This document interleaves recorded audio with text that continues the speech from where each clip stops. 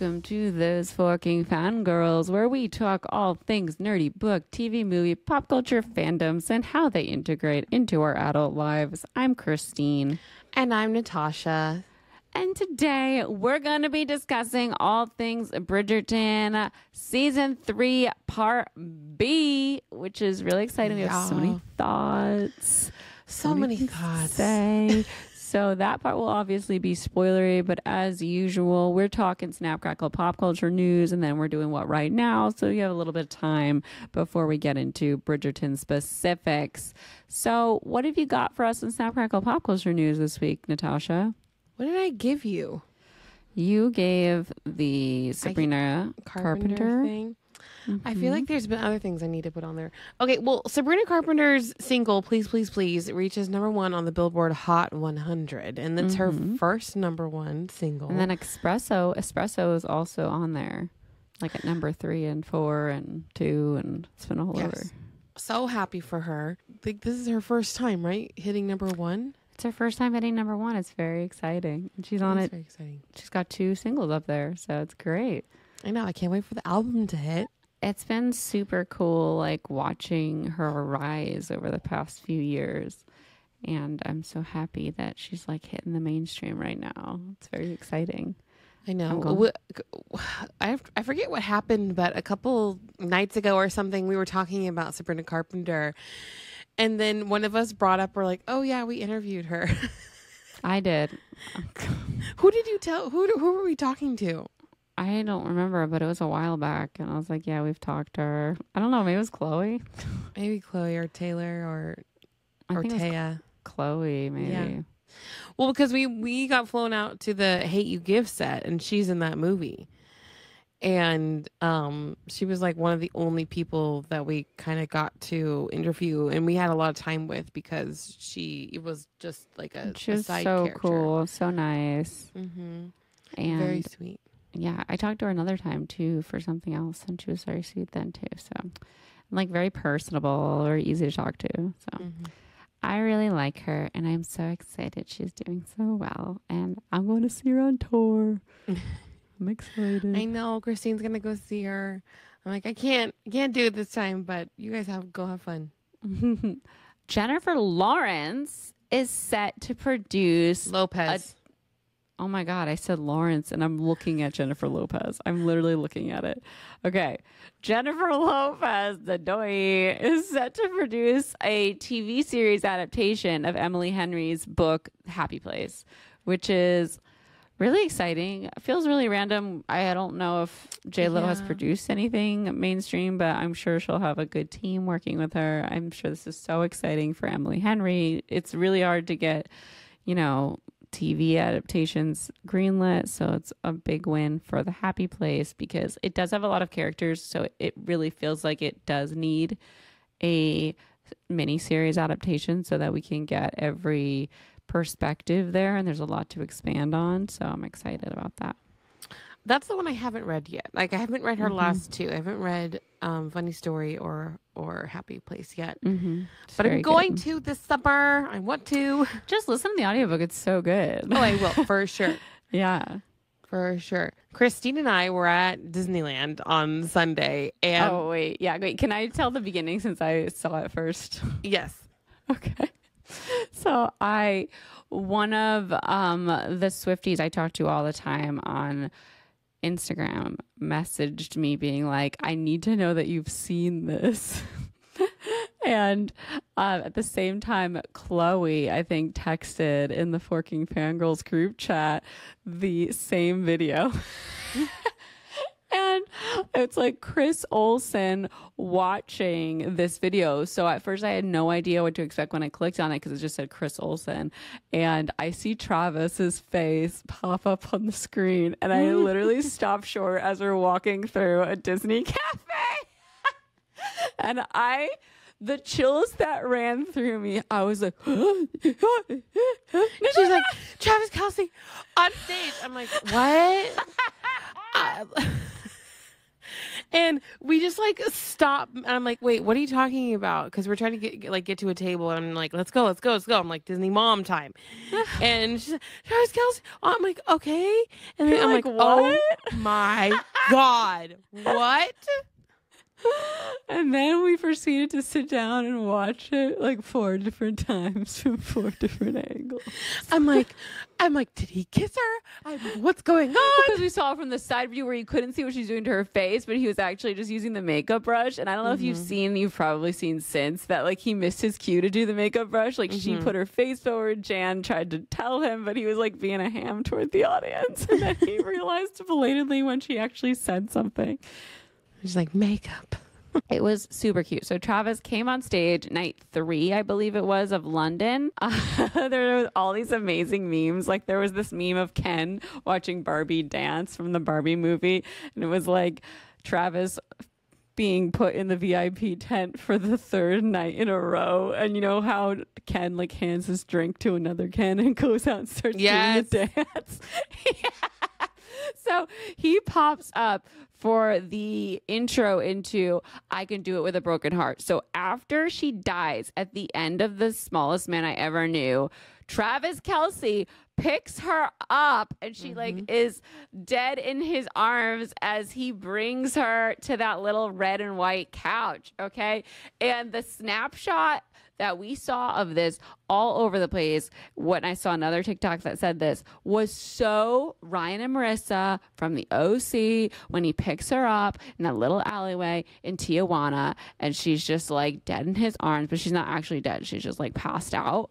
But it is exactly that. And I saw a TikTok that was like, my millennial heart can only see this when I see this picture of Travis and Taylor Swift. And then there were so many memes like with Taylor Swift and Travis from that same picture. Oh, yes.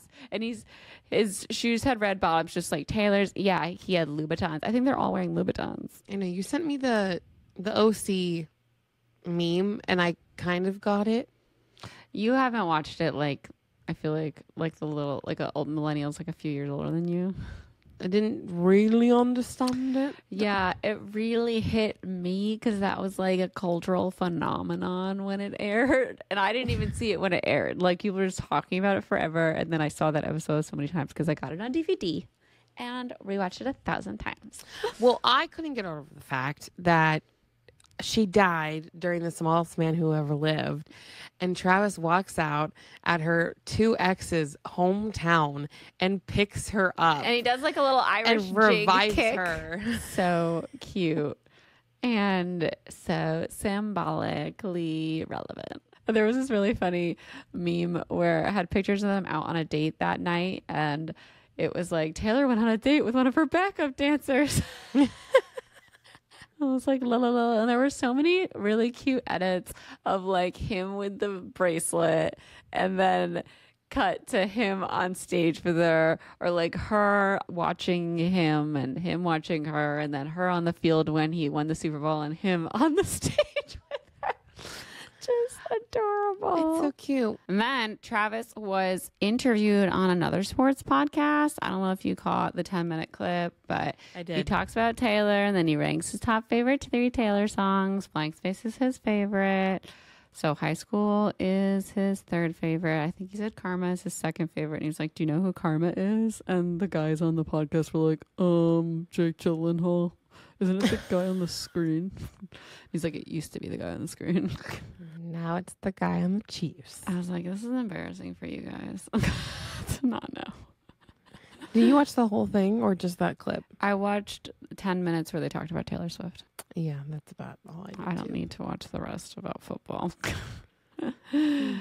All right. Then, next on the news docket. Okay, so next week for our 81st episode, we were going to do this for 80, but then we realized we needed to talk about it on an episode before we did it. We're going to like do an AMA episode because we figured the last time we did it, like get to know the host episode for the general podcast listenership was the first episode. So we're going to do an AMA on the main show. But to do that, we need y'all's questions. If you don't know what AMA stands for, It's Ask Me Anything. So if you're a listener, please send in any sort of questions. You can ask us anything. You can leave them as comments on the Instagram post about this episode that'll go up on Friday, and or you can email them to us. But probably easier to just throw them in the Instagram. But if they are questions that you want to be anonymous, you can drop them in our email, thoseforkingfangirls@gmail.com. Please get those over to us ASAP. We'll probably be recording at the beginning of next week, so the sooner the better.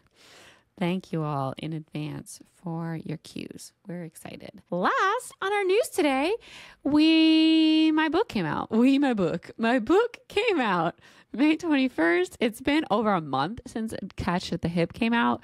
If you don't know, it's a Survivor rom-com. It's Survivor with like a rom-com twist. You don't have to ever have watched Survivor to enjoy it. It's like a super fun bingeable book, and it's out now wherever you like to read or listen to your books.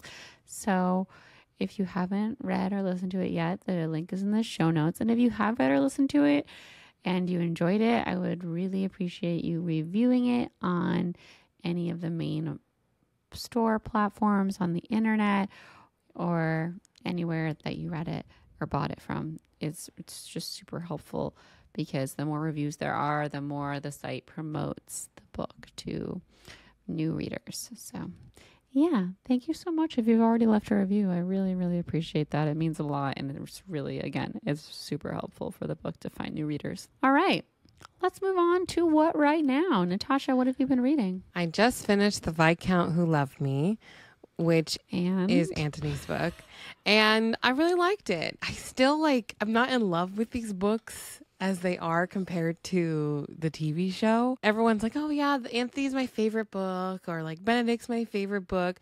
But I honestly feel like I don't feel as connected to them without having the TV show. Because in my head, like all of these extra scenes and bits that are changed and different feel like little deleted scenes right now, because I just am obsessed with the TV show. I really like Anthony's character in the book. Katie says, to be clear, I don't think the books are good. I just want you to read them so you know the lore of... Thanks, Katie. So yeah, so the one thing that I think that is missing from the TV show from the books is a little bit more of Kate's backstory. There's a whole... Now, if you remember in the TV show, there's a whole part where she's like afraid of thunderstorms and lightning. And that actually has a whole like big significant kind of arc in the book. And we hear more about her real biological mother. And cool. Because both of them, if we think about like, they both have lost their fathers, and Kate has also lost a mother. Like she has Mary, who is, her adoptive mother and, her stepmom, but we never really talk about the trauma of like losing her mom at such a young age. And the thunderstorms tie back into the trauma of like losing her mom. And there's a really nice scene. Now, I think I understand why, because like they don't get married in halfway throughout the book. They get married at the very end because they didn't want to do the whole like, getting caught having to get married when he's trying to suck the venom out of her chest. But that whole part of it is not in there, because at like at one point, like she wakes up in the middle of the night because of the thunderstorm and has like a whole night terror basically, and he kind of like realizes like, oh, he really does truly love her. Wow. Yeah. So that's a lot. It kind of mirrors his trauma too. It does. With the bee sting scene. Mm-hmm. Exactly. There's no horseback riding, which I miss. I love the riding. Me too. Because Kate loves it so much. She does. And that's why it's so fun. At the very end, there's a carriage disaster, I guess. Accident. Oh my God, an accident? Like in the Swan Princess? Yes. And oh my God. And we think like Anthony thinks that she's dead, but she's not. And like she wakes up in the middle of him like saving her. But it's not as dramatic as when she falls off the fucking horse and like bangs her head. And that's when Anthony realizes that he loves Kate, is in that scene. So I think I prefer the TV show. Yeah. I mean, the TV show, we have more background, I feel like, in more characters, so you're invested in so many more people, right? That's what it feels like from your explanations. Yeah. Well, I'm reading Paradise Problem. I've gotten further. I'm like in the middle of the book, so that's exciting. And I've started listening to Swordcatcher again because they dropped the Swordcatcher is by Cassandra Clare. It's her adult novel, and they had dropped the cover of the second novel in that series. So I was like, it's time for you to fucking read that book, Christine. I feel so much shame about having not read it. Like, I feel really bad and I want to read it. I just had to like let myself drop into the lore and stop worrying about like, I don't know exactly what this is. Should I rewind? You know, that feeling. But you just kind of gotta go. That was our first Forking Fangirls book club. Oh, you had thoughts. Well, we'll see what my thoughts are, I guess. Don't tell me your thoughts yet. No spoilers. I will want to hear them eventually, though. All right. Now, have you watched any movies? No, I haven't really been watching movies or TV shows because of the ball. Oh, yeah. That makes sense. Neither have I because of all the traveling. Well, I did watch TV. I finished Perfect Match. You did too. And this is the thing with Perfect Match. This happened last time too. Like, none of the couples stay together because they are in this situation where they're in this little bubble, but it's not like Love is Blind where they all live in the same city. They're all from literally all over the world. So it's close to impossible that any of these couples are going to last because they have to get out of here and move back to their other ends of the earth and, quote, try to make it work. And there are these reality stars now with people like in their DMs 24/7. It's just, they're set up for a failure. Yeah. But I did really love this season. I think they did a really good job making slight changes from season 1 to make it even better, make the stakes higher. They definitely like made it more survivory. The jury at the end felt more survivory. I feel like the challenges were much better. So I love watching it. Like, I know it's really sad to me that even the couple that was the strongest didn't last because they're so far apart from each other in the world. But like, I loved watching their romance. Yeah, me too. All right, Natasha, what have you been watching? Only Perfect Match. That's it. How did you feel the finale was? It was a great finale, honestly. There was a lot of drama. It was really entertaining. It was a good finale. I mean, at the very end, it was good. I think I got a little bored in the beginning of it, but that's about it. I didn't. Micah and Kaz, Jess and Harry, there's a lot going on. I think you just got like a little hurt because of Jess, because I did too. Yeah. He's like a professional gaslighter. Well, there's an episode on Armchair Expert from the past few weeks because I've been catching up about narcissism, and it's really interesting, and he checks some of those boxes. I think that's it for what right now, right? Yeah, I've been rewatching Bridgerton season 3. I just finished my rewatch today, so I'm prepared for our Bridgerton discussion. Oh, I want to rewatch it already. Like, but I needed to I feel like I needed to mourn it a little bit, and then I needed to come back to it. I really felt like I needed to watch it again because I was watching it like during, between tour and Olivia's wedding. I wasn't like sitting and absorbing it like I wanted to. Yeah. So, all right, we're going to roll into our main discussion. But before that, I'm going to take a second to thank everybody out there listening. Natasha, do you want to thank them today since they're used to hearing my voice and they might not hear it as much anymore? Yeah, I'm so used to you doing this. All right. Let's see. Give it a go. Yeah, we just want to take a moment to thank everyone out there who's listening. If you're new here and you haven't yet rated or reviewed us on your favorite podcast listening app, go ahead and do that. We really appreciate it. Usually you can review on Apple Podcast. And also word of mouth helps us out a lot. You can also follow us on all of our social medias at Those Working Fangirls on Instagram and TikTok, and also on YouTube. We have a visual version if you are sick of just listening to us and you want to actually watch our faces. We do have that version up as well. And then if you want to support us in a bigger way, we have a Patreon, which is patreon.com/ at Those Working Fangirls. Is it at Those Working Fangirls or just Those Working Fangirls? There's a few different tiers there and different perks. The main one is our Fangirl Tea Time. So at the end of every episode, we have a 30-minute to an hour sometimes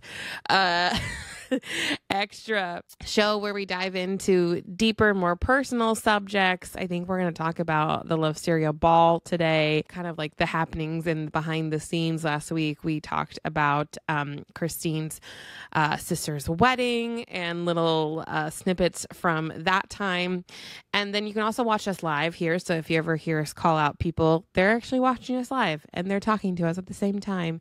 And it's a really great time. And then there's also Team Edward. And we have a free trial for Team Jacob, which includes the Fangirl Tea Time and watching us live. You can try us out for a week and see if you like it. Team Edward has extra bonus episodes, and Team Pulse Bananas we do a monthly hangout session with our patrons on Zoom, and you can also write in to be on the show. Yep. And if you're not already, make sure you're following the show for free on your favorite podcast listening app. That way you never miss an episode. Or on YouTube, you can subscribe for free. You never miss a visual episode. Yeah. All right. We are going to be back right after these messages, unless you're a patron, because patrons get the show ad-free. See you in a hot second. All right.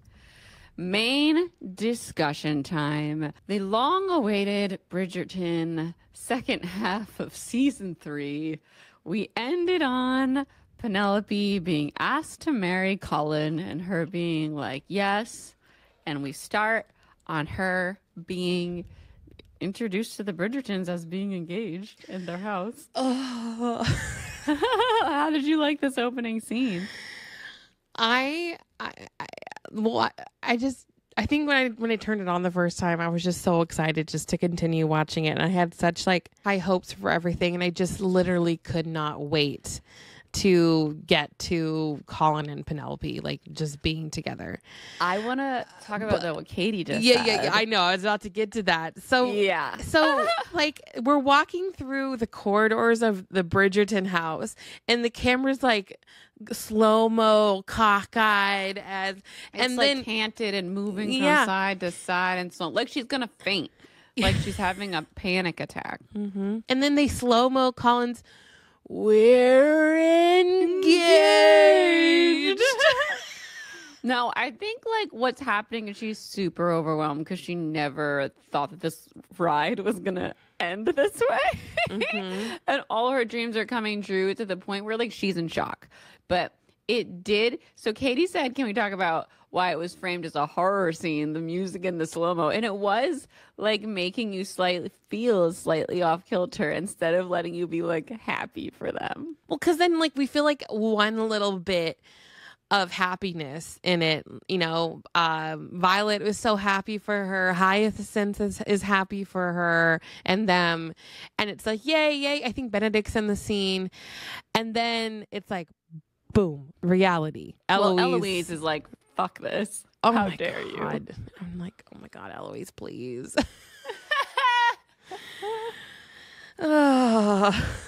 And then we have to remember that she's actually Lady Whistledown, and this isn't gonna go as we think. There's gonna be some type of there's the whole thing like, now how do I be Lady Whistledown? I'm gonna have to tell Colin I'm Lady Whistledown. I think she knows, and that's part of why she's having this panic attack, because she's like, oh fuck, how am I gonna move forward as Lady Whistledown, and Eloise is going to be in that house, and Eloise is going to react poorly to this. Like, she's anticipating all this because she's smart. She knows that like there's a lot of other reactions that people are going to have. It's just that like it dulled our ability to be excited to see her actual panic going into the Bridgerton house and telling everyone they're engaged before she settles things with Eloise. Like, she hasn't fixed like the rift in their friendship yet. Just so much of the season, I was just so excited for Penn and Colin, and I feel like generally most people's thoughts are there's just not enough of Colin and Penelope in it. Like, not enough intimate scenes, not enough of them together. However, I feel like I'm still satisfied because there was so much healing going on with a lot of other characters in Penn. I'm not satisfied with the season as a whole. I feel like a lot of things weren't fully fleshed out the way that we really needed them to be. I think I'm just lying to myself because I don't want to be more angry than I already am. But what they did really well was Penelope and her character development and her relationship with her mom and her sisters. That whole arc was really beautiful and really got me both times I watched it. I was just so proud of them all for how far they'd come together and how they had started to support each other in different ways where they were all clashing in the previous seasons.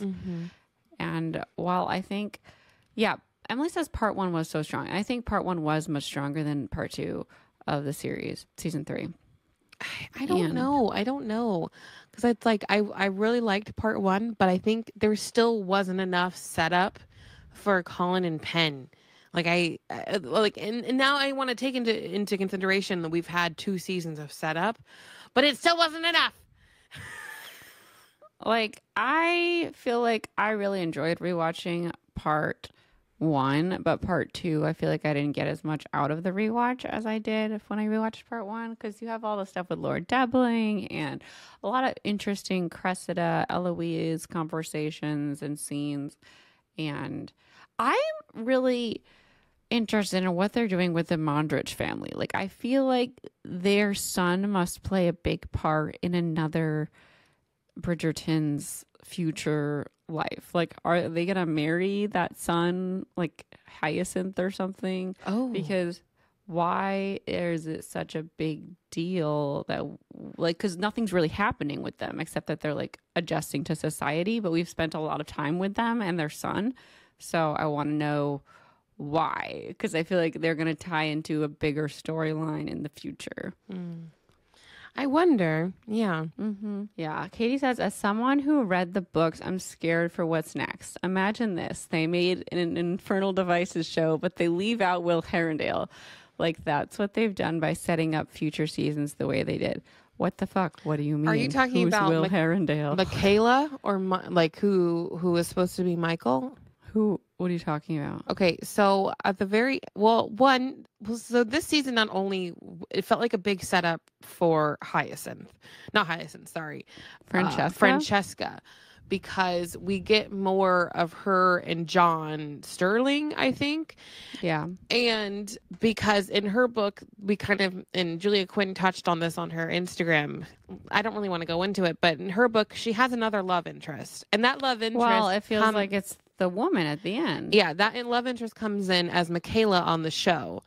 Yeah. In the book, she's Michael. And that's John's cousin. Oh, interesting. Okay. Well, I did really love the way that they set up this meeting of Francesca and the new girl, because we had Mrs. Bridgerton talking about how when she met her husband, like, she could barely get words out. Like, she could barely say her own name because she was so struck. Like, the love hit her immediately. And then when she's talking to Lord, I don't know his last name, but Lady Danbury's brother, the same thing happens when he's like, could you save me a dance? And she's like, a dance would be most adequate. Yes, I'll do a dance. And I was like, oh my God, she's doing it. And then at the end, we see Francesca do the same thing after saying all of this. Like, love doesn't have to be like that. It doesn't have to like hit you like a truck. Like, love can burn slowly. And her mom comes around and is like, yeah, you've showed me that there's another way. And then when she meets Michaela, she's like, my name's Francesca Bridgerton. Francesca Kilmartin. That's what my name is. That's it. Hi. I was like, oh, look at that. Look at how cute that little foreshadowing ended up panning out. Wait, Katie, who are you talking about? Who's Will Herondale? Can you... She's saying that I think Michael was Will Herondale. Or are we talking about Benedict? No, it sounds like she's saying that would be a love triangle like Will Herondale, because she's the Tessa of this situation. Well, we're still going to get it, though. It's just going to be a queer story, right? Yeah, I guess some of the rules have to change, though. Yeah, stuff will change. Yeah. I'm really interested in where they're going to take Francesca's story in general, because if she's away from everyone else, they're going to be like a complete subplot, like her and Eloise. And I don't know if we're going to do a time jump where they come back to London or if we're going to be up in Scotland with them while we're also watching stories happen in London. Well, that's what I'm wondering too, because also Anthony and Kate are in India. Yeah, well, that just set up for them to like not be there. Apparently Jess Brownwell was like, we're not writing them off the show. Like, okay. What does that mean? Well, hopefully they'll be back in certain episodes is what that means. Well, also, yes. So Emily says everyone left. I'm confused though, because the epilogue scene is like a year later, basically. 9 months. Oh, I guess it is a year because the babies are a little bigger. Okay, can I ask a sidebar? Why is London called Mayfair? Is that just like London? It's like this. So there's Grosvenor Square, and I think Mayfair. And I was thinking this too as I was reading the book, so I'm gonna look it up right now. So Mayfair is a neighborhood of London, bordering leafy Hyde Park. Mayfair is an upscale district of elegant Georgian townhouses, exclusive hotels, and gourmet restaurants. Well, that is it now. Sounds like Kensington. Yes. So it's just a neighborhood, and that's where all the people who are lords and ladies live. All right. So, yeah, is it going to be like an ensemble where we go to different places, or is there going to be a time jump and we're going to be back in Mayfair? We will see. But let's I'm assuming, because like, I mean, if they continue doing this thing where like someone comes out and someone becomes, you know, a debutante, and then they're going through, like, it's just going to get like very repetitive, right? It's just balls. Someone falls in love. Like, I feel like they definitely need to jump to different locations. Like, it would be really cool to see Scotland. Maybe the family goes to Scotland to visit them or something. Mm-hmm. Well, yeah. And I really liked when we went to the family home last season. And, yeah, me too. So maybe everyone can go to Scotland and make the trip. Yeah. And I would really love to see Kate and Anthony in India, but I doubt they're going to take us there. That really felt like they're too expensive. Katie says, I saw the showrunner, in this case, Jess Branwell right now, saying that they did all the books that take place in London first, and now they're tackling the ones that take place elsewhere for the next few. Interesting. Well, yeah. I have hope that we're still going to fucking see Johnny and Simone Ashley in the next season. I just really hope and pray, because that's what I was trying to get at, is that the epilogue scene is a whole year later. So their child has already been born for 6 months, because Kate was already very much pregnant when she traveled to India. And then now we have like a 3-month-old that like Penelope has, who probably just got pregnant. I think they confirmed it. Like, she was pregnant like right after, like the whole time. Yeah. I want to know like what happened with Eloise. You know, it's a whole year later. Are they back yet? Like, do we have to now go time jump back? Well, it feels like almost if Eloise is time jumped, it'll be like Colin and how he was time jumped with his travels. You know, we didn't see any of them. Mm-hmm. We only heard him talk about it after. It feels a lot like when those scripted like Friends did, you know, they would have like a summer, and then you would just kind of hear about their summer because they couldn't really go anywhere because we went places in Friends. We had a budget. Yeah, but like they were stuck to just sets typically because they needed an audience. Well, home base and a live audience, yeah. But I mean, the thing is that the story wasn't there. The story was after. That's why. If the important parts of her story happened in another place, we'd go to that other place.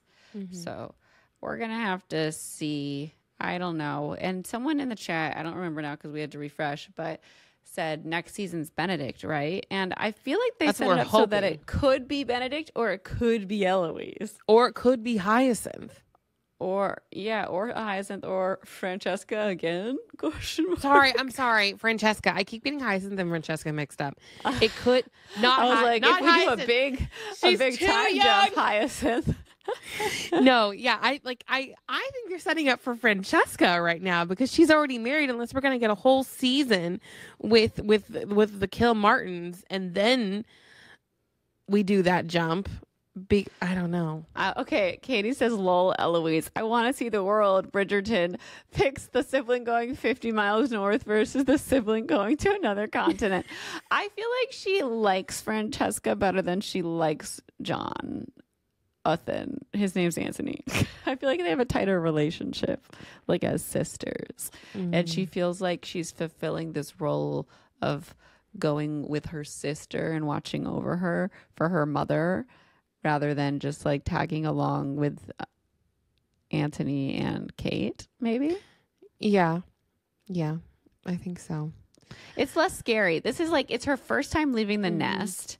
And I think like when I was going to college and I had to choose between like applying to more schools in California or just applying on the East Coast, like I was ready to leave, but not go that far. I wasn't ready to go to California yet. And I feel like that's what Eloise is also kind of having in the back of her head. Like she's ready to go, but like go to India, that's really far.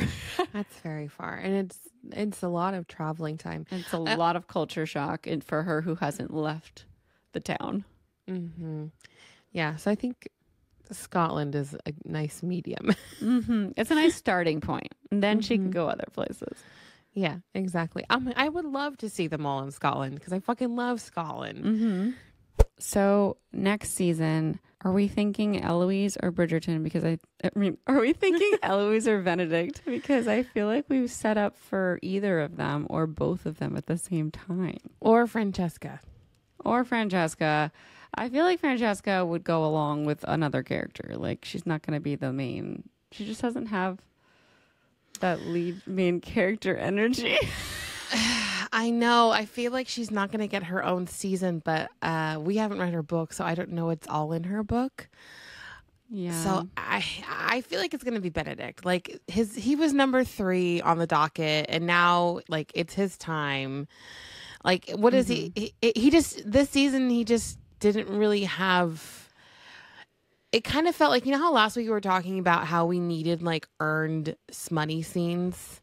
Yes. And it didn't feel earned. And his scenes did not feel earned. No. They kind of just were there. They felt weirdly edited too. Rewatching it was really weird because we were like on to the next day with the other Bridgertons. Yeah. And we went back to their threesome just for, it felt like for shock value of having a threesome rather than for the emotional arc of him like accepting that he's bisexual and moving forward with an open mind in terms of like who he can be with. Like it didn't feel, you don't feel the weight of that. They didn't do him justice on that end. Yeah. In my opinion. Yeah. I felt that too. And I noticed that editing where we were just the timeline on and a lot of this was weird.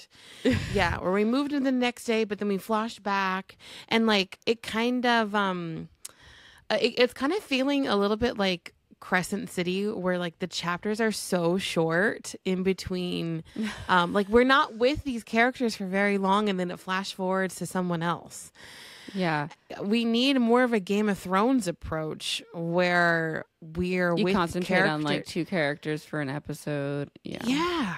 And I feel like they're just not doing that. Katie was like, I was like, wow, this is the longest threesome ever. Yeah. It was so strange. We do flip from character to character too much and we don't get enough depth from any one character.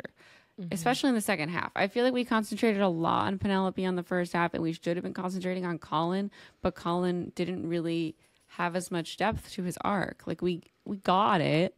Like he was trying not to be himself and he had to accept like that a woman could be powerful and could be, you know, self-sufficient and he still needed to love her. Like we got the surface level of what they were going for, but it didn't feel as deep as Kate and Anthony. Yeah. In my opinion. Yeah, I feel that too. And I think I think I've talked about this in the other episodes where we didn't have any flashbacks this season and nothing to really, I guess, nurture their relationship. Yeah. What? I was just saying solidify the beginning of their friendship. And to like nurture their future relationship. They talked about meeting so many times. Like Yeah. Eloise talked about, oh, you met Colin first. And then even in, I think, the second episode, Colin and Penelope talk about how they met the first time. Why are we hearing about it? Why aren't we seeing it? Yeah. I don't know why. I mean, it would have been even more impactful after hearing about it in like little glimpses to finally see it at the last episode. Like, and have it maybe open the episode or something. Yeah. Because there's in the church, she confesses that she's been in love with him her entire life. That would have been a perfect place to put a flashback. Yeah. I'm just reading what Liza just said. Okay, she said, agreed. I wanted to like the bi threesome for representation, but I couldn't. Probs also because of her consent violation. Super sketch that she didn't tell him about her being poly until she called him. And until he called her. Oh, basically. yeah. But that was weird. Like, why would she not say that she's with him sexually when he asked, like, specifically? And she was like, we're friends. Good friends. It's weird. Nicole says, yes, I also thought it would have been sweet to see Penn interact with Colin's dad. Yeah, that would have been really sweet. She's the only love interest who got to meet the Bridgerton dad before he died. Oh my God. Oh my God, you're so right. They really missed a lot of opportunities to set the foundation of their friendship because we never really saw their friendship. We saw through Penn's eyes that she had a crush on Colin. And I know that like they were friends through Colin's eyes this whole time, but for us, it wasn't very friendly. It was us seeing Colin kind of being dismissive of Penn a lot. And in the first season, we get that one little glimpse that's really cute when he saves her from Cressida. Yeah, asks her if she wants to dance. But that's the only little moment we have where we feel like both of them are kind of on board on the same level of like, we like each other, we're BFFs. There is that one moment in season 2 where he comes back from his travels and they look at each other and it's like the first time they're seeing each other after, she's been writing to him all summer. And it's like a really cute moment, but that's one of the only moments as well. Yeah, and I don't feel like he's on the same, like seeing her the way she sees him yet. Yeah. I was rewatching part 1 last night. I think I bought into it a little bit more, like Colin's point of view. It's just so much staring. Yeah. There's I know. not and his stares. I don't like his stares. I don't like the way he looks when he's staring. He's like, he has his mouth open. I'm like, close your mouth. I think whoever was editing it just didn't make it apparent enough that he was looking at her, like across the ballroom. There should have been the editing is bigger not good. punch in. Yeah. Honestly, in general, whoever edited this season was not doing the best job. I feel like the editing was a little wonky. And editing is such a big part of the storytelling. I agree. But I think there should have been a lot. They should have. I'm still happy with it. Like, again, I know Christine said no. I still enjoyed it. Yeah, but I just feel like there could have been so much more. And I know people say that about Anthony and Kate because we only really got like this little like flashes of sex scene at the very compared to the first season when there's like so many sex scenes. Like everyone's like, oh my God, we want all the sex scenes. I think we got so much character development and tension with them. Like it was beautiful. Yeah, I agree. I really want to talk about the balls. So we had these very elaborate balls this season, and they all had like a little gimmick for the queen's attention. And I just want to talk about that contraption at the Mondrich ball. It's like a big, weird pyramid that just opened up to have like weird paper pointy flowers. paper flowers. What was that? Like what? Who made it? What? Who took the time to make a giant, like, weird dinosaur egg full of flowers? Okay, I'm watching this 1 week until the Love Syria ball, and I'm like, how can I do something like something like this? Like, it was so random because I was expecting something much cooler, like people dancing inside there or something, but it was just like paper flowers that stuck out. You know, what was much better, and I don't know how they did this either, the bugs at the Penelope sisters ball. Farley! The bugs! The bugs! Like, it was a really nice moment, but also, like, where the fuck did they get all those butterflies? Like, who caught all those butterflies that Farley paid for with Penelope's money? Butterfly catchers were a thing back then, so I don't know. They had all the same kind of butterflies.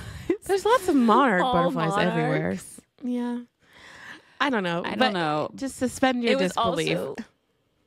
Also something that was really standing out to me the second time I watched it was that the columns, like the top of the columns were CGI and the top of the ballroom was CGI. And I was like, where the fuck are they? Is this the Featherington house? Like, where are they?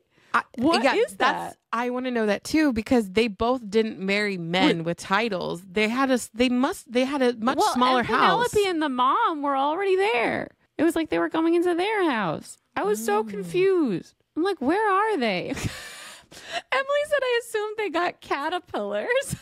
They had them all in there just waiting for them to turn into butterflies this whole time. Caitlin says, I think it was a venue. I don't know. It was just weird the way that they were welcomed in by Penelope and her mom. And she was like, girls, stop exclaiming like you're peasants and you've never seen something fancy before. It was, I mean, I loved their ball. Don't get me wrong. But the whole time it was like, where are we? What is the CGI tops to these columns? The Mondridge's ball, that was a really great scene with Cressida, especially after the music was perfect when she came in. Is that what you're talking about? Yes. Yes, with the red dress. It was very much the Scarlet Letter walking in. And I like how they delivered all the little notes, because like I really felt for her in that point, because I understood what she was doing and how she wanted to get away from her family and not be married to someone like that. So I understood it. Yeah. But when she was trying to write the lady whistle down, I'm like, oh girl, you would have loved AI. Oh my God. I felt a lot for Cressida this season, and one of the things I don't like, we didn't really talk about what we did like, but we will get to it. We have a section what we did like. What I didn't like was the way her arc kind of like pittered out at the end. We went through a lot of character development with her and Eloise, and the fact that they backtracked it and made her betray her and be an asshole really upset me. I felt like this used to piss me off all the time on Glee, because Glee did so much beautiful character development with their characters in the first season and a half. Yeah. And then all of a sudden they just reverted everybody because they needed conflict and they didn't find new conflict. They just redid the same thing that they've already done. And that's so not only depressing because it's like people can't change, but also it counteracts the storytelling, because we put time and energy into watching this person evolve this season currently. And then to watch her go back so hard so quickly was really depressing. And I was, and we didn't get like a resolution. Like, what happened to her at the end? Yeah, Nicole says, I really thought she was going to get with Lord Debling. Like, why? Yeah, why wasn't that something that picked back up? I don't understand. Where did Lord Debling go? Didn't he still need a wife? I know. Yeah, I wondered that too. Maybe he was just he wasn't in any of this. This is weird. Yeah, he wasn't in any of the second half. Yeah. What the fuck? Now that I'm thinking about it, why wasn't he in the second half? This is so strange. Maybe he was like so taken aback by the rejection, scandalized by Penelope and Colin, that he's like, I'm done with London society. I mean, you'd think that there would still be like a mention of how he like left, you know, because he was upset. I don't know. That's really weird. And I still wish they kind of had a period on the end of like her arc, because she was a lead character this season. Like, she had a big part in the season, and we didn't wrap her up at all, because it was horrifying to imagine like having sex with that old disgusting man. Yeah. And apparently I think there's a scene where the mom runs into, like, jumps into the carriage at the very end to leave the husband. What carriage? When was she shipped off? Yeah, she was shipped off with the aunt. She was? I think so, right? Yeah. I thought that she didn't go with her Aunt Joanne or whatever the fuck her name was. No, she did. That was her end. She went to Wales or Cornwall, wherever, far away. I think it was Wales. Oh, Cressida. Honestly, I think my favorite episode was episode 5, when everything was like ticking down. I was like, oh my God. The ticking clock, yeah, TikTok. Because we got the sex scene, and then we got that very dramatic scene at the very end. And that was just so good. Yeah, she swooned. And we also had the really funny bit with Anthony. Oh, and he's like, Lilies! Okay, can we talk about their version of charades? Charades? Are they just reading, like, puzzles? Like, riddles off of a book? Like, what books are these that they're reading from? They have a charades book with riddles? Yeah. I think so. Yeah. But that was fun. Like, I love the back and forth, how Penelope and Eloise are the smartest in the room, and they just keep going. I'm like, are any of us going to be able to play this game? Yeah, I really like that part. Just the tick, tick, tick. I was feeling so much anxiety for her too. I'm like, what's going to happen? Yes. I don't know. Like, Eloise putting this timeline on her. I'm like, come on, girl. So when I realized what's her name was going to do earlier than she realized that she was going to do it, and Cressida, and the second she realized, I was like, say it. Because I needed Penelope to be rescued for a second. Like, she couldn't. It was not time. Yeah, it was not the time. It was not time. Okay, let's talk about the sex scene. The one and only, like, long-awaited fucking elaborate sex scene. No, we did get the carriage scene, which was great and lovely. But then we got, like, the full sex scene. And I didn't realize that was going to happen before they were married. Like, I was like, whoa, okay, this is happening. It just happened really fast. I know, it was 20 minutes in. I was like, oh shit, we're going. Yeah. Well, I love that when he comes and basically saves her, and finally, like, her mom sees. I really loved that scene where he said all that stuff so that her mom wasn't going to be an asshole anymore about it. Yeah, exactly. And I just love that part. And then he's like, let's go. Yes. And then he shows her the house that they're going to have. It's funny because in the books, they don't have a house in London. They have it like outside in the country because they couldn't. I don't think they could afford London. But well, they have a house now. And as soon as I saw that chase, I was like, oh, wait, is this what's happening? I really liked the way he was narrating the whole scene. And then, like, he undid the corset and we saw her boobs. And she's got perfect breasts. She does. Nicely shaped. Love them. Okay, but the scene, I didn't expect them to throw the blanket over their bums. Well, that's the thing when they're filming. Like, I know Dax Shepard has talked about this, but, like, he doesn't like the idea of someone being able to see up his asshole from, like, filming. Oh. So maybe they were not wanting that either, because, like, they're in a position where, like, someone behind them, if they're watching, could, like, see right up their asshole. Okay, well, that makes a lot of sense. Yeah. Okay. Well, yeah, it's a very, like, long scene because, like, she undresses and then he undresses, and we just see, like, Penelope holding her boobs the whole time, and she's like a very innocent face. Okay, the one thing I missed that I really wanted in that scene, because her boobs are so I really wanted to see them touch more. Like, I liked the scene, but they felt too far away from each other. Like, they weren't really embracing, and because he was hoisting himself up. Yeah. And I needed them to, like, really be more connected and more together. Yeah. No, I feel very similarly about that. I didn't feel like their connection in the scene.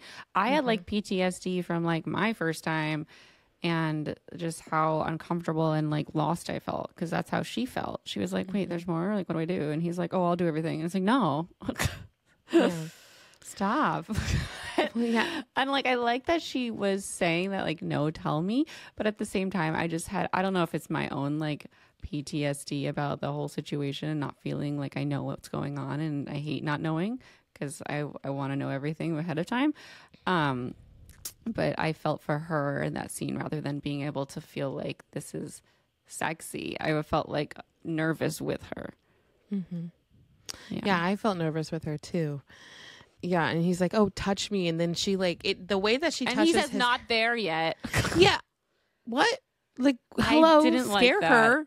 I know it made her feel like she did something wrong. I didn't like that either. I didn't love the scene. I wish there was more like connection, like you're saying. Yeah, I wish they weren't on a chase. I wish they were like on an actual bed because it felt very rigid. Yeah, in the whole thing. So I didn't like how he felt like. It felt like he was in such a position of power in that moment, and it was like the helpless feeling is like the female PTSD of like not knowing things and everyone else knowing more than you. I don't like it. And I think because we had like, I know he talks about like how she's beautiful and like her lips. I wish there was more talk about like her body, and like he just didn't touch her. And like, I really wanted to see him like touch her breast, embrace her, or brace or something like that, or kiss more, like kiss on the neck. Like, or there like wasn't any of that. Like more foreplay with the two of them touching. Like there was, it went straight to like what we don't mounting. Want. Mounting. I mean, of course, I think he fingered her first, but like it was very quick in terms of like, it's time for penetration. He needed, there needed to be more than like it. Yeah. It wasn't like Kate and Anthony where there was like more tensiony, like kissing, feeling up before it went down to like, we're having sex. I mean, it was similar to season 1 with Daphne and Simon when they're in the inn, but they still felt more connected emotionally to me. Yes, they did. Yeah, because they just had that whole like they just told each other that they loved each other and that right before, and then we didn't get that. Did we? No, we hadn't even. No, they hadn't told each other that they loved yet. Yeah. She was still uncomfortable. She still felt like she wasn't sure, I feel like, of how to be around him as like a lover rather than a friend. I feel like that line was still like they were still getting used to crossing that line. And the other couples, they already knew that it was like lusty. You know, it was a different mindset. They already were there. They weren't being like, are we friends? How do we be around each other as more than friends? Yeah. They're just they should have spent more time with them. They should have spent more time with them building the fucking relationship. Yep. We should have had a few more episodes about that instead of just going straight into Whistle Down. Yeah, and Whistle Down's a big thing, but like huge. It's a big thing for us to feel invested in their connection together. I want them to drop all the scenes that they cut with the two of them. Apparently, that's not real. I think Nicola confirmed like it's not real. Yeah, I got so excited. He says it would have been a great second or third sex scene, not the first time. Yeah, I mean, even then, like there was no connection. And they were lacking the emotional connection. Then we got a second sex scene that was like 5 seconds long in a montage at the very end. Yeah. So are we skipping whatever? So we go through the whole 4 episodes of them being angry at each other. Okay. So we have episode 5 where so depressing. It went so long. It went too long. We have episode 5 where they have the sex and then she faints at the very end. Episode 6 is romancing Mr. Bridgerton. And that's like the only like romantic-y where we don't have Whistle Down it, but we still have Whistle Down because she's still very anxious about it. The most connected I felt them the whole time was when they danced in the church together. And I really love that scene. That's something they did well. It's one of my favorites. I love every dancing bonding scene. I'm a big dancing bonding girl. I guess I feel like I was realizing as I was writing down my favorite scenes, it's always a dance scene. But that scene was really sweet. And that's when I felt like their connection for realsies. Yeah, or like even when they looked at each other like across the church, like that was Yeah. Yeah, when he so made that face and he was cute. like being goofy for a second. Did you think that the queen might burst in and be like, say something? Because I was like, are they setting up for someone to burst into the church because they paid so much attention to that random priest saying like the bindings or whatever the fuck he called them. Yeah, Like we've never paid so much attention to the priest. I was like, why are we looking at him for so long? I don't know, but no, but that was like the cutest scene. And I think we also got the ring that episode as well. Oh yeah. That was really and sweet. that was too. a really sweet scene. Yeah. And then at the end of that episode, he finds out he follows her because, well, I did love the reveal that he followed her. Oh my God. Freaking out. I had no idea. I did not expect that. I was expecting it. It was 2 a.m. in the morning. Oh God. Oh fuck. What? Well, because he looks over when she goes in, I thought he was going to hear everything beforehand. I wish he did. I was like, he's watching her go talk to Eloise. Why doesn't he listen up against the door like the Bridgertons and Danbury does? Yeah, that's very true. And the whole time he was like, there's something you've been wanting to tell me. Like, well, what is it? Well, then she reveals that like she's loved him the whole time. But then, he thinks it's that she doesn't have feelings for him like he has for her. But I don't think we spent enough time with that. No, because that would make him more vulnerable. And we felt like I almost had trouble believing everything he said because I didn't feel him being like genuinely connected because he wasn't being open at all. You know what I mean? Yeah. He would just like say things but not back them up with like weight. I really liked this episode where she talks to Madame Delacroix, where she tells her, she's like, I'm going to put the pen down. Like, I'm not going to write anymore. And then Madame Delacroix is like, my favorite thing, and I connected with this, about making gowns is the look on the lady's face when she puts it on. I was like, yes, I know that feeling. Yeah, I mean, it's the same thing for her too. Like when people read the writing and really connect with it. Yeah, I think the whole relationship with Madame Delacroix was also really nice too. Really this nice. season. Yeah, that's one of the highlights of the season. I feel like this season was less about the romance and more about Penelope and like accepting herself and like coming into her own. And like the best thing about the season, in my opinion, is the relationship with her family and how it evolved throughout the season. Her and her mom supporting her, how big of a difference that made when she reaches out and holds her hand when the queen comes in. Like I started crying. When she did her speech, I was crying. And then this second time around, when her sister at the end with the babies, when her mom's like, they're going to marry well. And she's like, I think she's going to become a famous writer and not need to man to marry. I started crying. Like, it was just so beautiful to see her sister say something like that too. And really feel like they respect Penelope and understand the weight of what she's done in this time where women aren't allowed any power. Yeah.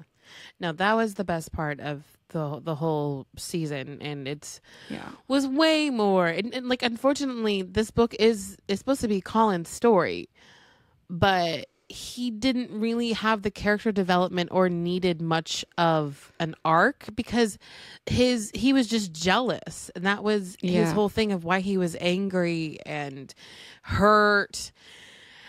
And it was like the male fragility.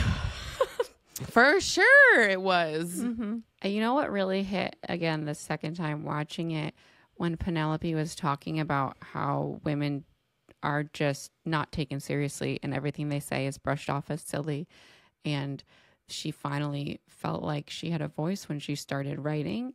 And I feel, again, like it's crazy how that's still now, 200 years later, because that felt like my whole childhood. I was never taken seriously through college. Like as a woman in the film section of majors, everyone just just ignored everything I said as ideas. And Taylor talks about it in her I'd Be the Man song. Like everyone still experiences this. And I didn't feel like I had a voice till I started doing YouTube, and like people would, I felt like people were actually hearing me. That's like why I became a YouTuber, because it gave me this sense of like, oh, I'm being seen. Like, and it's why I feel like so many of us got into these creative internet spaces, because we felt like we found people that actually would listen and heard us and validated what we were saying. When my whole life I felt like everyone around me, like especially my family, who like just like laughed at my reading and like all the stuff I liked and everything I would try to say about anything I learned in school was like, global warming's not real. It was like so frustrating, like everything. And it's just like, that is such a shared experience that we don't really talk about in regularly. Yeah. And it was so funny to see their reactions on their faces when like Cressida was blackmailing Penelope, and she's like, "Well, I have the money, I can pay her." And like, they're like, "What? You have made that much of a sum?" And she's like, "Well, to be honest, a little bit more." And Colin's just like, "What am I good for? I don't. What do I need? I know. Why do you even need me?" And that was really that's a really nice arc, and I wish we delved into it more. We were so surface level about it. All she says is like, "Love me," but then there is no like, it's builds. He has a monologue. Yeah, what? Yeah, he has a little monologue of acceptance, but we don't like. It should have been a more elaborate. Like we see it being accepted. Not Are you talking about in the last where? Yeah, Well, I love that monologue, but it again. Especially when that tension is building and building and building, and she just yells at him like, "I love you," like, "Love me." There's nothing to come down from it. Like, there should have been that should have been an intimate sex scene. Yeah. And or something, like, because it just ends, and then it's just, the whole thing was fresh, especially with the wedding.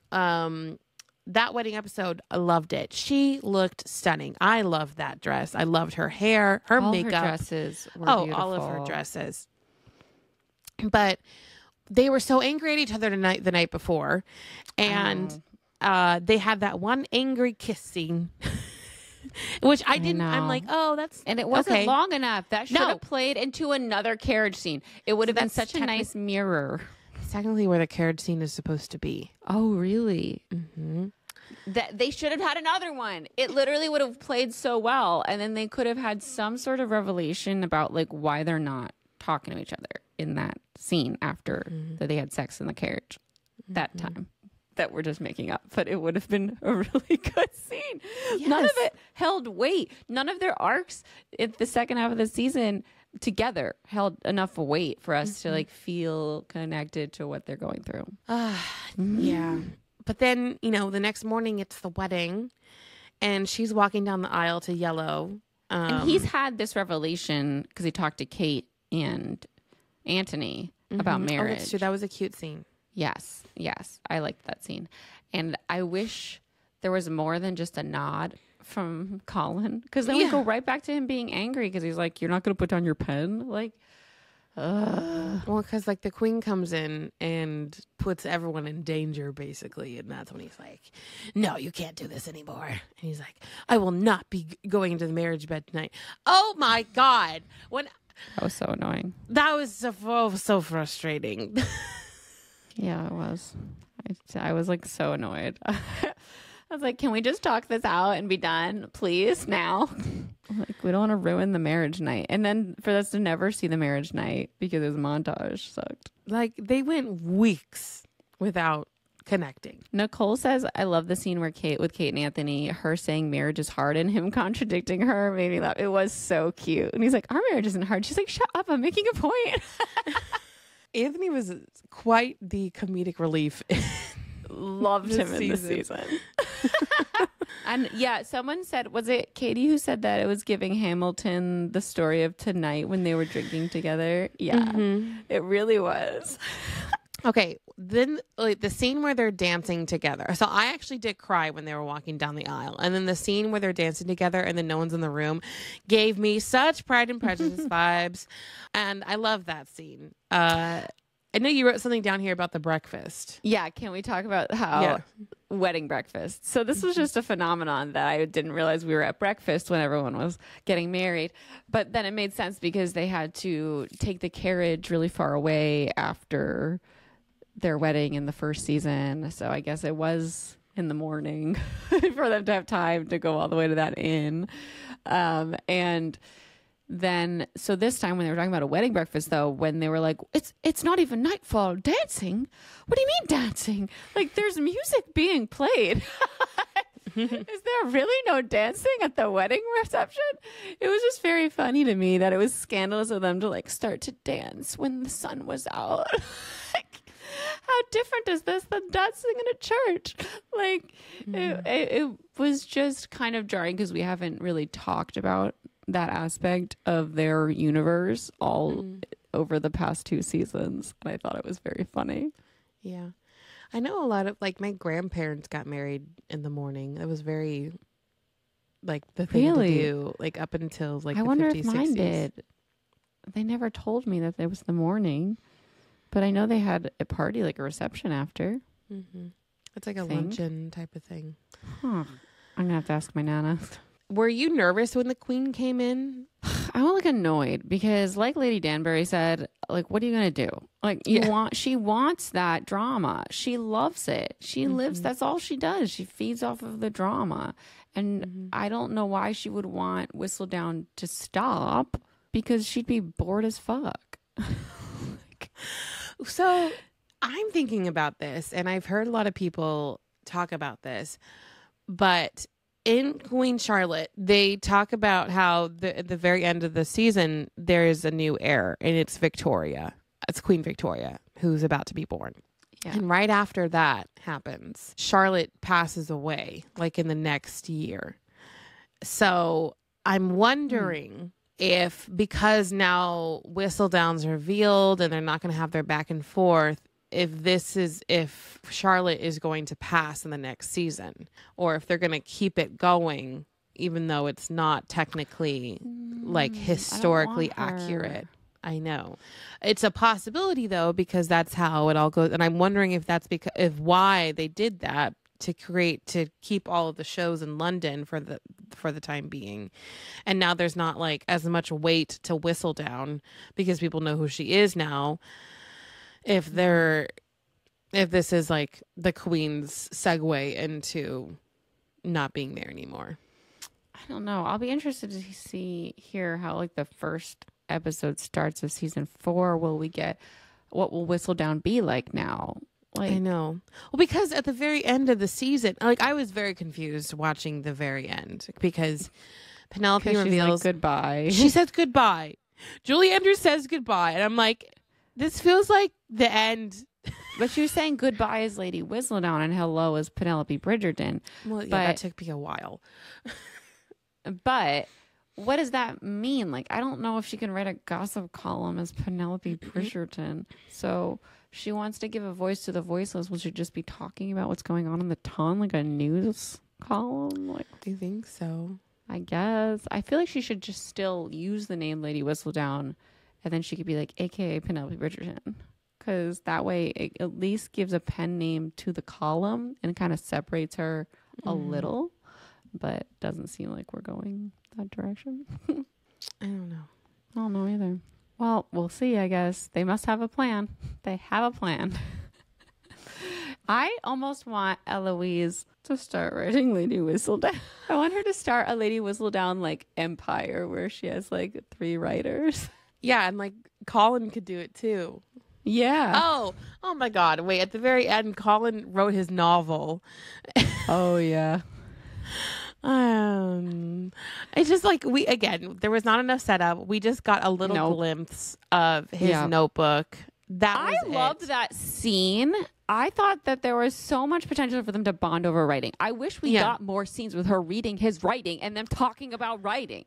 Yeah. Because that was so hot, him being a good writer to me. I was like, oh, that's really cool. And then we never touched on it again, except for the fact that he's like, my writing, you're already an accomplished writer and I was just little scribblings. Like, fuck off. Okay, stop feeling sorry for yourself and actually talk to your wife. Yeah, it was very interesting, the fact that they got married, and then like usually it's like the conflict is like before the marriage happens, but like they still are they have most of their conflict in their in their relationship is after they're married, and yeah, I feel like we just didn't see enough, and not a lot of it was resolved. And I wish we saw more of his novel coming to be, so we'd have like an arc for him, and him like, you know, talking to Penn about it and taking her opinion seriously and working together. Like, that's big for men in this era. Like, yeah, he said that he's going to respect and like, he can't believe a woman this brave loves him, but like, I want to see it. I also like wanted to hear more of their back and forth about, because like when they meet up in that alleyway, like in the street, right, like the night before the wedding, like there was a screaming match about like, why did he write this about Marina? Why did she write this about Eloise? And then he's like, why did you write this about me? And like, she explains it so quickly, but I feel like there needs to be way more explanation about that. Way more explanation. Yeah. And then that's when they just like kiss. I'm like, okay. Yeah. And he's like, stay still. Colin gives mansplain to me. Yeah. He gives like annoying, like, I want to do everything for you. And I know that was the point for him to arc, but we didn't get to see enough of the arc. So it doesn't feel like he actually arced. I wish the epilogue was maybe longer so we could see more of them talking. Maybe. I feel like we need a whole like Christmas season special. Yeah. We need Let's like see those a months Frost in and between. Starlight. Frost and Starlight gave us nothing. Well, it was so cute. More than that. I barely felt the cuteness. I was like, where is the depth here? What happened? Nothing. All right. Well, tell me about your favorite scenes. Which ones were your favorite? I mean, I think my favorite scene was when she was walking down the aisle to him, and then her and him dancing without anyone in the room. Mm-hmm. And then his confession. Well, I mean, I really liked how it all came together at the very end, especially with her mom. And how that was beautiful. Then she got out in front of everyone and spoke. And then very end, like Colin, like, I do love the little speech that he gives her. I love what he says. Yes. I just wish we got more weight behind it. Yeah. And then she goes like, you're a good man, Mr. Bridgerton. And that made me cry. You know what was really, I mean, I really felt when she was like, this always happens when you like start a speech and you're just trying to find your footing and people haven't really accepted what you're saying yet. When she's like, hi everyone, or should I say dearest gentle readers? Crickets. She's like, yeah, I know it's not funny. I was like, I feel you with that. So oh my God, we haven't even talked about Violet and Lady Danbury. Oh my God, I love that. I love that so much. I do too. I just feel like this is a story that also has weight to it, because there's tension between Lady Danbury and her brother. We don't know what it is. Unless you've watched Queen Charlotte, you really don't know like the depth of Violet and of Lady Danbury. And then also like her terrible husband, and you know. And so when we hear that she was about to escape, and then he's a young boy and he doesn't know, and got to see both sides of that. And then finally, like a sibling coming together and writing their relationship. Like, that was very satisfying. And, like, Violet taking him as a caller. And I don't understand the whole, like, watching people eat thing. It's a trend with the Bridgertons. They look at their lips while they're eating. Yes. Because Daphne did it with Simon. That was hot because he licked a spoon. But then I didn't understand the Colin one with her eating a cake and then him eating a cake. That was. I think they're just looking at each other's lips, like it's drawing attention to their mouth. Yeah, it's very funny because there on YouTube there's a scene. The actors are rewatching these scenes. So like Nicola and Luke are watching their scenes. That's very fun to watch. But also Violet, Ruth, and the guy who plays Lady Danbury's brother are watching that scene. And they're like, no. Oh my God. I would recommend you guys watch it. It's really cute. A thread that I really loved going through this season was though Lady Danbury being like, and Violet acknowledging that you couldn't lose my friendship if you tried, and Lady Danbury being like, if he messes this up, like you're still my friend, like I'm picking you. Like, yeah. And that was so sweet. And then we get, a younger rendition of that with Eloise being sad at the marriage and being like, I've lost another friend to marriage, and Benedict being like, there's room to love more than that one person in your life. Like there's room for your friendship. It's beautiful and all that. That was really, really sweet. Well, now they're sisters. I know. Well, Eloise was kind of still processing it. Like she didn't say anything after that. She was like,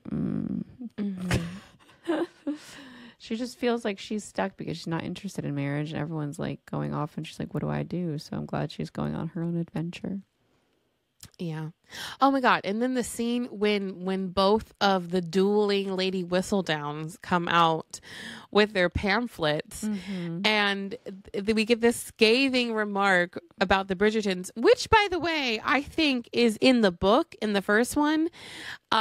They kind of taught, like, Lady Whistledown has that same thread about the Bridgertons for some reason, but they changed Penn's character a bit from the book because you didn't really see her much. She has like one scene in book 2 and no scenes in like book 1. Violet's reading it, and Hyacinth and George are like, hi, can we read? No, you can't read this. Don't look at it. I loved when Mrs. Bridgerton saw the second one. She's like, oh, thank God. Yeah, the Bridgertons are so pure. How dare they question them? How dare they? I feel like we have covered most of the things. Is there any other things you want to specifically point out and talk about? I feel like what's going to happen is that they're going to do Benedict, Francesca, and then possibly Eloise. Yeah, she'll have like her whole adventure this time, and then she'll be ready to find her person the next time. I think so. A lot of people say that her book is not their favorite, so I really hope that they embellish it and they'll probably change it. Yeah. I mean, that's what they do with everything, so I'm sure they will. Well, also, like, Eloise is so much better in the show than she is in the book. Interesting. Yeah. Yeah, I love her on the show, so. Me too. Okay, we didn't talk about their friendship arc, but I loved when she started supporting her again and realizing what she was doing through, like, what Cressida had done to her and said to her. She's like, what's your thing? Like, and she says the same thing that Penelope said. And I think that really... And what'd she say? She says that, like, all you do is talk and you don't do anything about it. Oh, God, yeah. She says the same thing Cressida does. Yeah. Oh, my God. Yeah. I was like, oh, ow. I was like, oh, fuck. Like, she's really going to self-evaluate, like, what her actual feelings are. And she does realize that she was jealous and she was not looking at it through the lens of why Penelope actually would have ended up doing that. And slowly and surely we hear her saying, like, I could actually see how someone being so ignored for so long would start writing this column. Like, she started to realize that she wasn't taking Penelope's perspective into consideration with her anger. And it was really sweet when they both finally started supporting each other again. I know. And then we had a nice call back to season 1 when they're on the couch, Featherington couch. Yes. And they're all like, laying back. I also really liked it in the Mondridge ball when Eloise pulls her and Penelope's like, what did I say in the first issue of Whistledown? And then Eloise's like, I don't know. Blah, blah, blah. And she's like, no, Eloise knows. She says a quote. She does say a quote. Yeah. But then Penelope calls back to like 3 misses hoisted upon the marriage market like sorrowful sows by their tasteless and tactless mammas. And I'm like, yes! I only know that because of the Bridgerton musical, because they say all those words. They say those words. Yeah. I mean, I love the scene where Colin is mad that she won't stop writing, and Eloise like is right there to give her a hug and be like, it's going to be okay. Like, he's going to come around. And it's really nice. And that's like the biggest ship of the season. We want Penelope and Eloise to resolve their friendship issues. Reconcile. Yeah. Yeah. It was just, the conflicts were just. Like the main conflict, I mean, the main relationship wasn't what we were rooting for the most, because they weren't as connected as we wanted them to be, which is sad. And I think they were really just, because they built up Eloise and Penelope way more than they did Colin and Penelope. And I feel like they felt like they did enough in the first few seasons, which is just not true. No, it wasn't. Yeah. I mean, they needed their own moment to be the center of attention. I did like it though, when he was like, no one blackmails my wife. I hate that trope. I know that's your favorite. Who did this to you? Yes. Fucking love it. But then he goes and makes it worse. I knew he was going to make it fucking worse, because he's so stupid. This is what annoys. Colin's kind of dumb. Okay. I know he's like supposedly a great writer and he's so smart, but like he doesn't give that. He gives dumb, and it like frustrates me. He gives like dumb retriever with like an ego and it annoys me. When I don't think like he reflects the character that supposedly he is on paper. Yes, I agree with all of that. What do you think that they could have done better? Like, we've just been complaining about it, but like, what do you think that they could have done better? Well, I think we've been giving solutions about Colin and Penelope the whole time, like that's flashbacks and like more connection and more foreplay when they're having their romantic scenes. And I think we needed more. Okay, this is another thing I think they could have done more of. We had the whole like training her how to talk to dudes thing, and I feel like that went really quickly and we didn't spend much time on it, where we could have done more with them together, having like scenes where they were feeling like they're romantically attracted to each other. And we had that one scene where she said like his eyes were really blue and he was like, oh yeah, and it got really awkward. We could have had moments like that lasted longer, where they were still talking about things that she could do and they were feeling like giggles with each other, you know what I mean? And we didn't. That premise is so fun when done the right way, and I feel like there was much more we could explore. But we didn't spend enough time on them because we were like jumping to other characters. They could have, like, the whole hot air balloon episode could have been so much better, because it just ended up being an ego stroke for Colin instead of connecting like, him with Penn, actually saving Penn. Yeah. Penn. I think the season could have been the connection could have been much better. And I'm sorry to say this right now, but like, I feel like if Colin was played by someone else, I just don't think he delivered this the way that we needed it to be. And I see that too, especially if we watch them as just themselves. Yes. On the press tour. It is all about Nicola Coughlan. The thing is, it's like they're so connected together, like in real life. However, I do still see that it's all about Nicola Coughlan. Like when you watch she's the interviews talent with the two of them, he literally, his one word is yeah. He doesn't have that much of a personality. Sorry, Luke. Yeah. Compared, I feel like if we Nicola. had like a young Ian Somerhalder in this position, it would have been sexy as fuck. He just didn't have the riz. Katie says, I'm kind of here for Penn having her golden retriever trophy husband who writes his little books and is obsessed with her, though. I don't know why. Oh, I love it too. I love that idea. I just didn't feel that he was obsessed with her. I just couldn't get the vibe. I didn't feel like he was obsessed with her either. Yeah. Yeah. So I don't think he's that great of an actor.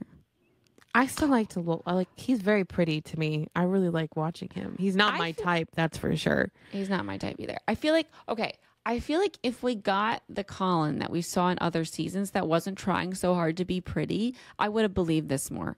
It was like all of his concentration was going into being this Edward Cullen character where he's like perfect. That's what it felt like. He's trying really hard to like maintain this perfect look for the camera instead of being like the cutesy kind of like sensitive boy that his mom talked about in the first half. Like, because he is this like cutesy, innocent, naive boy in the first 2 seasons. And if he was channeling that energy, I would have believed it more because it's sweet. Like, but he was giving not sweet with his aura in this season. He was giving like try hard. Like, yeah, try hard to be I feel like cool. he could have done. I feel like we could have done the whole try hard thing for a few episodes. Yeah, and then he could have been like, this isn't really working for me. Yeah. Have a scene where, like, especially after he dreams about where Penelope. he consciously drops the facade. Yes. Yeah. And we see him like shove off the ladies. Like, he doesn't want that anymore. He's seeking out Penelope, having more conversations with her. That should have been what happened. Yeah. And that is what kind of happened, but we didn't get enough weight behind it. And he didn't shed the facade enough. Like, he didn't become the way he talked before. You know what I mean? Like how he talks kind of like slow in this season. When before he would be like, I feel like I need to go traveling and I love you and you're so pretty. Like, he would talk like different. He had a different cadence to his voice. Yeah, Julia says, yes, I want nerdy, cute Colin. Yeah, he had to embrace his nerdiness again. His nerdiness of the Regency time. Because he was Regency nerd, the way that he like moved and talked in the other seasons. All right. Well, I feel like we talked about everything. I think we did. I think we covered everything. I mean, the one thing we didn't cover was like what would have given Benedict's storyline more weight. And I think if at the end he had more of a resolution of what he wanted, but he's just like, oh, I want to like have sex with everybody ever, is what I was getting. Oh, I just didn't care. I didn't care either because we didn't have much. I cared when he first met the widow. I was like, this is a really interesting thing to explore in this time because we don't see widows like dating people, you know? I mean, obviously we hear about it, but we haven't like been in the thick of it. And she already has her house and like she's independent and all that.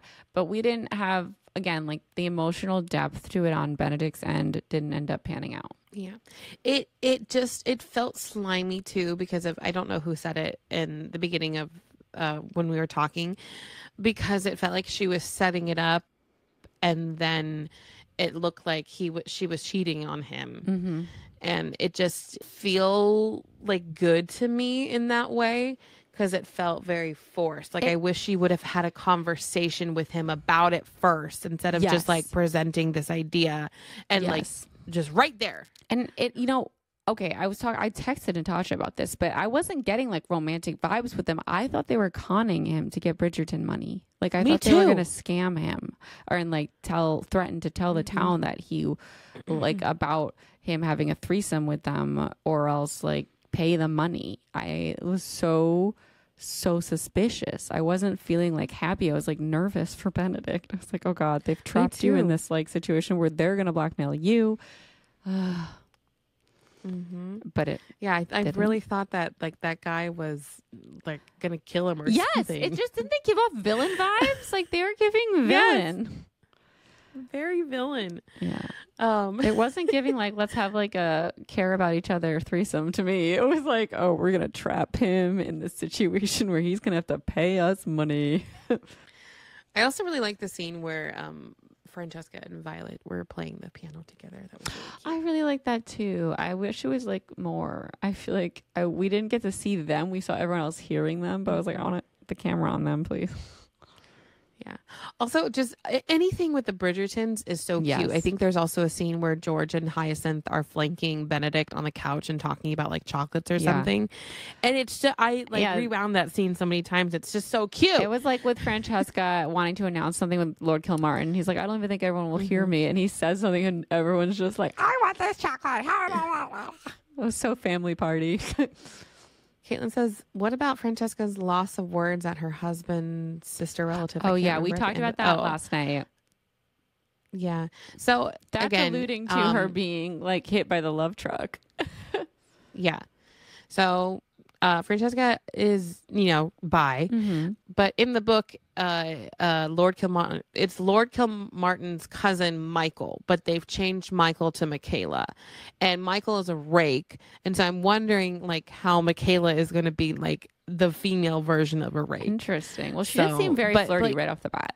Very flirty, and also like very outgoing, like very much aware of herself and her wants and her needs.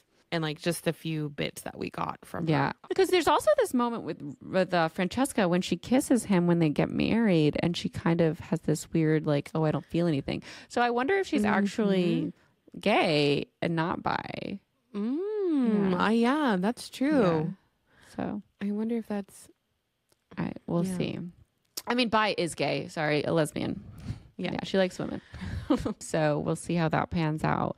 But we were talking about this. So in our first half of like our Bridgerton episode discussion, not this first half, the first Bridgerton discussion we did, we were talking a lot about how like one of the Bridgertons has to be gay. And then the second half of the season, we're like, okay, two of the Bridgertons might be gay. Well, then we're like, how is this? I'm like, being gay is bad in this world. Like, it's not legal. That's what I meant by saying that. But we were like, she could find a way to do it without making it traumatic. It's very easy, I think, back in that point, that day, if you had a house and you were married, just like these, like the widow Tilly is, and you have a quiet household of servants, like very easy to be gay. Well, I don't know if it's easy to be gay because they can't be out in public. I mean, I think that's an overstatement. I just think that they could obviously hook up. It's easy to hook up without. But they can't love out loud. They can't love out loud, and they can't get married. They don't have like gay rights, and they don't have acceptance by the community. So there's a whole other bag of worms there. But it's just, I think they can explore that storyline in a way that can bring joy rather than trauma, like we were talking about, hopefully, because they've found ways to do that in their little fantasy world. It's not a little fantasy world, in their fantasy version of history. Like we said, again, like hopefully Queen Charlotte can announce that love is love. I would love that. Honestly, yay, gay rights. That would be really nice to just have that. So then they just have to find love. They don't have to battle the standards of society. Deborah said there were some moments when Francesca would look at Penn and talk to her that had me thinking this was the way that they would go. Yeah.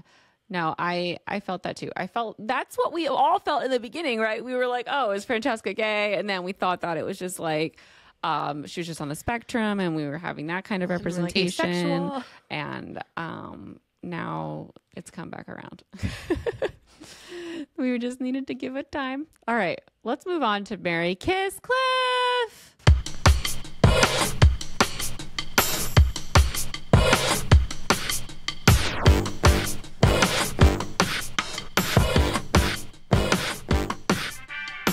Okay, Mary Kiss Cliff, Lady Bridgerton, Lady Danbury, or Queen Charlotte? Wow. All the mamas. Yeah. Queen Charlotte. Okay. This is rough.